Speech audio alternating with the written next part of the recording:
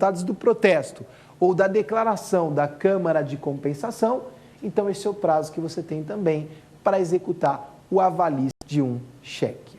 Tudo bem? Então vamos para a nossa última pergunta do dia. Vamos lá. Professor, o que é aval em branco? Olha a pergunta que foi feita. O que é o aval em branco?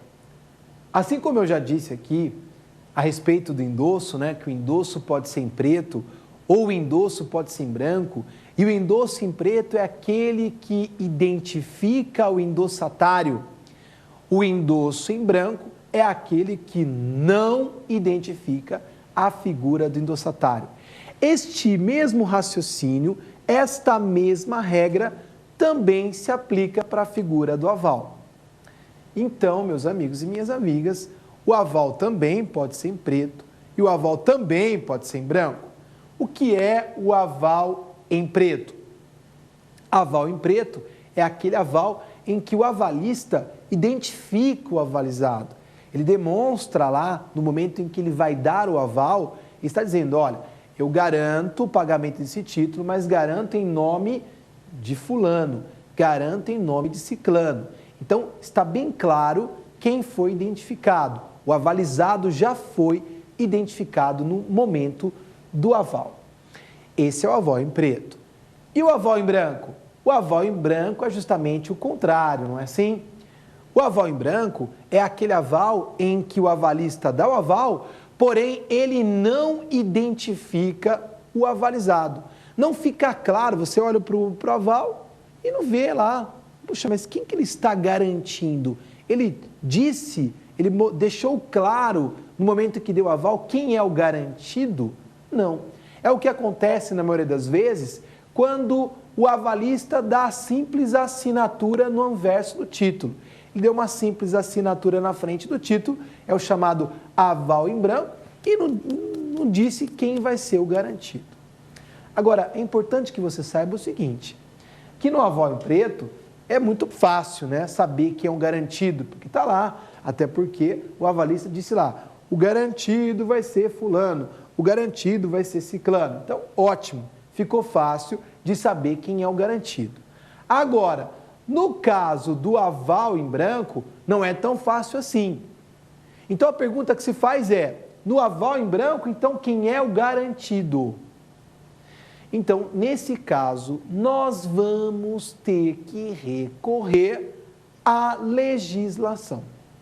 E a lei diz claramente que no aval em branco, pessoal, quem vai ser garantido é o emitente do título.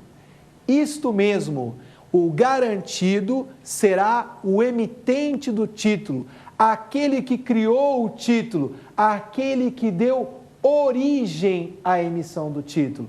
Ele que será o garantido. Então, muito cuidado, porque às vezes isso cai na prova, cai num concurso, na prova da OAB, e você não pode cair em pegadinha. Você não vai poder dizer lá que o garantido vai ser o último devedor, você não vai poder afirmar que todos serão garantidos no aval em branco, a gente tem uma falsa ideia de que poderia ser todo mundo. Não. A lei é muito clara. No aval em branco, o garantido é aquele que emitiu o título de crédito, o emitente. Tudo bem? Então, meus amigos e minhas amigas, nós aqui concluímos o segundo bloco, respondemos então as 5 perguntas formuladas por esses candidatos de todo o Brasil e mais uma vez quero reforçar com vocês aqui, se vocês querem enviar perguntas, mande para o nosso e-mail. O nosso e-mail é provafinal@lfg.com.br. Vou repetir, provafinal@lfg.com.br. Então agora nós vamos partir para o nosso terceiro e último bloco, X da questão. Fiquem conosco.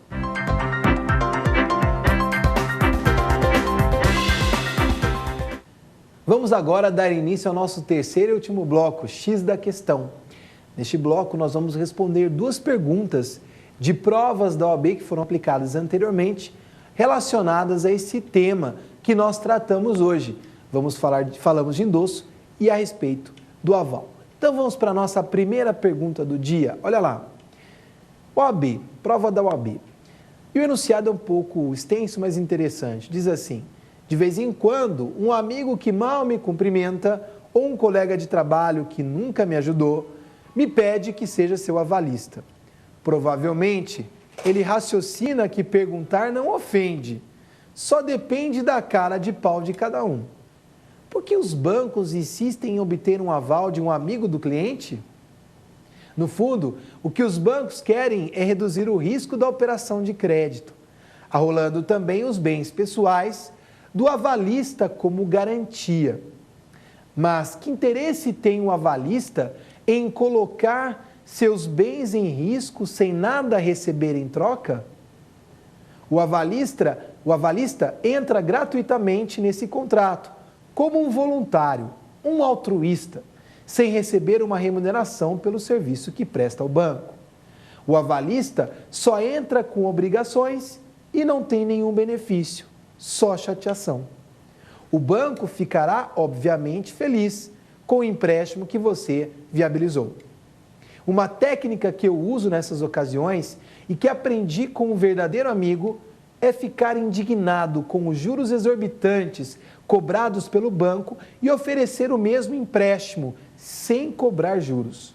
Seu amigo ou parente vai pular de alegria e você coloca uma única e singela imposição: que o gerente ou o presidente do banco avalize a operação.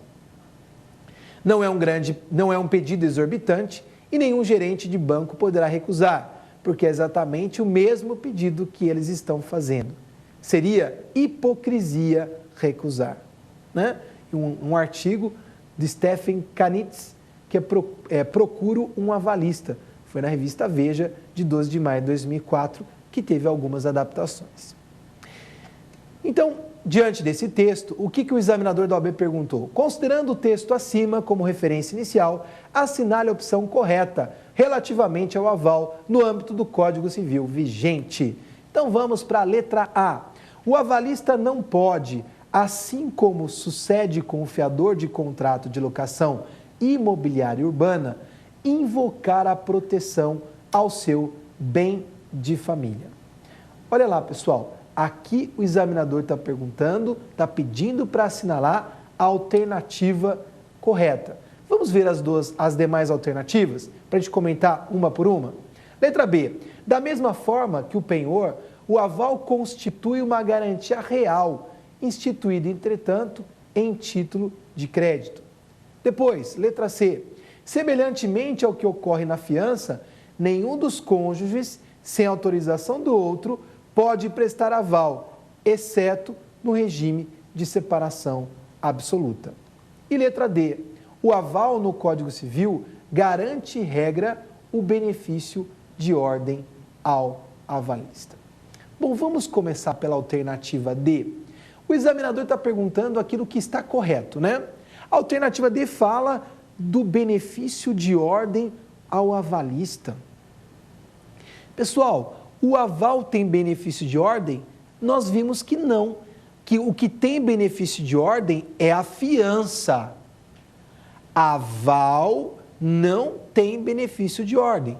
Por isso que se você pretende executar, tem um título de crédito em que tem um avalista, e você pretende executar esse avalista, você já pode diretamente executá-lo, você não precisa executar o avalizado, justamente pelo fato de não ter o benefício de ordem. Essa foi a letra D. Vamos para a letra C. A letra C está dizendo que, semelhantemente ao que ocorre na fiança, nenhum dos cônjuges pode, sem autorização do outro, prestar aval, exceto no regime de separação absoluta. É justamente aquela regra que nós tratamos aqui, o artigo 1647, inciso 3. O que diz lá o 1647, inciso 3? Que tanto faz para prestar fiança ou para prestar aval, se é casado, precisa da autorização do cônjuge. E só tem uma única exceção, regime de separação absoluta. Então, por esse motivo, pessoal, é que a assertiva C está correta. É a resposta do gabarito. Mas nós temos lá mais duas alternativas para comentar. A letra B está dizendo que, da mesma forma que o penhor, o aval constitui uma garantia real. Não, pessoal.